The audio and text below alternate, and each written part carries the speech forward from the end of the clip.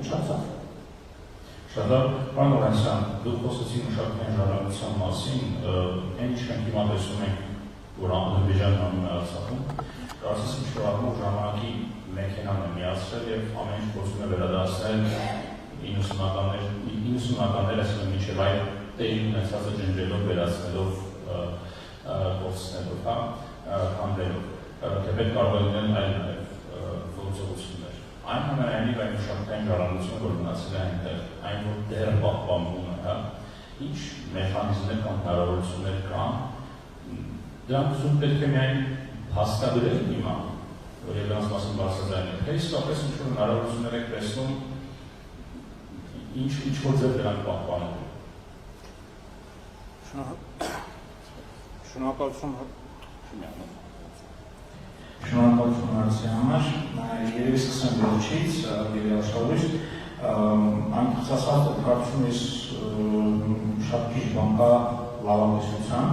որովհետև այն միջազգային կազմակերպությունները, որոնք կոչված են հակամարտության գոտիներում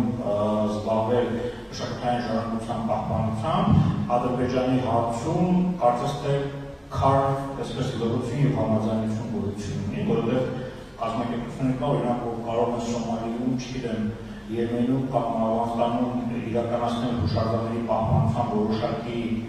քայլեր, բայց կոնկրետ Ադրբեջանի պարագայում հասարակ մշտական խումբ ուղարկելու խոստովանում են, որ խնդիր ունեն։ Իհարկե, որոշակի տարբեր հայտարարություններ մենք տեսնում ենք, որ հնչեցնում են, տարբեր նույնիսկ որոշումներ են կայացնում, բայց այդ որոշումները իրագործելու, այդ իրենց հայտարարությունները իրագործելու հարցում այստեղ մենք տեսնում ենք, որ որևէ քայլ չի ձեռնարկվում այդ ամենը իրականություն դարձնելու համար, եւ նաեւ ասեմ, որ ոչ միայն Ադրբեջանը 1990 թվականին հանրապես ուներ հայկական ինքնության հետ բնաջնջելու հստակ ծրագրով է հանդես գալիս, եւ պատահական չէ, որ իրենց առաջինից որոշումներից մեկն այն է, որ 1990 թվականներին կառուցվածքներ ոչ միայն ասենք քաղաքացիական շինությունները մենք տեսանք ինչպես են ուշադրում ազգային ժողովի, շենք ազատամարտիկների շինության շենքը, նույնիսկ շարժազնալ մշակույթի կենտրոնի բարձրաքանդակներն են, ընդհանրապես Ստեփանակերտում ինչքան բարձրաքանդակա բոլորը ոչնչացրել են։ Նաև հոգևոր պաշտպանության շինություններ են, ասենք օրինակ մենք չգիտենք, մենք միայն ֆիքսել ենք, որ 1990-ականին կառուցված եկեղեցիներից միայն Բերձորի Սուրբ Համբարձումն է ոչնչացված եւ Զորավոր Սուրբ Աստվածածին է ջերմականում, բայց մենք չգիտենք մնացած եկեղեցիների վիճակը ինչպիսին է։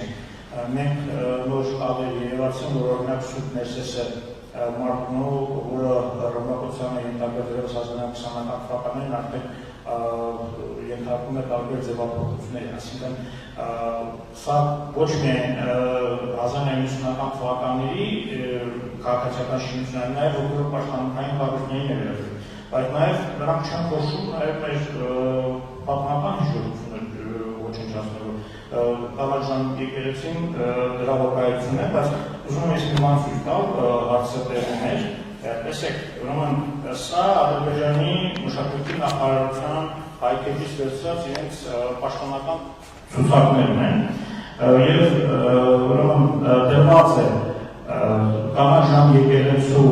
2020 թվականի դեկտեմբերի պայթեցված զանգակար գմբեթի լուսանկարը, գրված է, որ իբրև եղել է ուսանած անապատ, թվականել են 18-ից 19-րդ դարերում եւ գրել են, որ սա տեղական նշանակության հուշարձանում եւ համարը 5047, բայց 2024 թվականի ապրիլից արդեն Կանաչան եկեղեցին պարզապես գոյություն չունի եւ այստեղ արդեն ես ձեզ ցույց տամ, որ արդեն արբանյակային լուսանկարով տեսնում եք, որ տեղը բան չի մնացել, միայն սպիտակ հողը է եկել։ Պարոն Լորենցյան, այսպիսի մի ճշգրտում կամ գուցե հարցս նայիվ ինչի, քանի որ ինչպես ասացիք, միջազգային կազմակերպությունների ներկայացուցիչները խնդիր ունեն Ադրբեջանում մեր մշակութային ժառանգությանը մատչում եւ հասանելիություն ունենալու տեսանկյունից։ Եվ մենք գիտենք, որ Ադրբեջանը բանակցություններում շատ մեծ լոբինգ է անում այն, որ երկկողմ լինեն բանակցությունները, որևէ միջնորդ չմասնակցի հայ-ադրբեջանական բանակցություններին։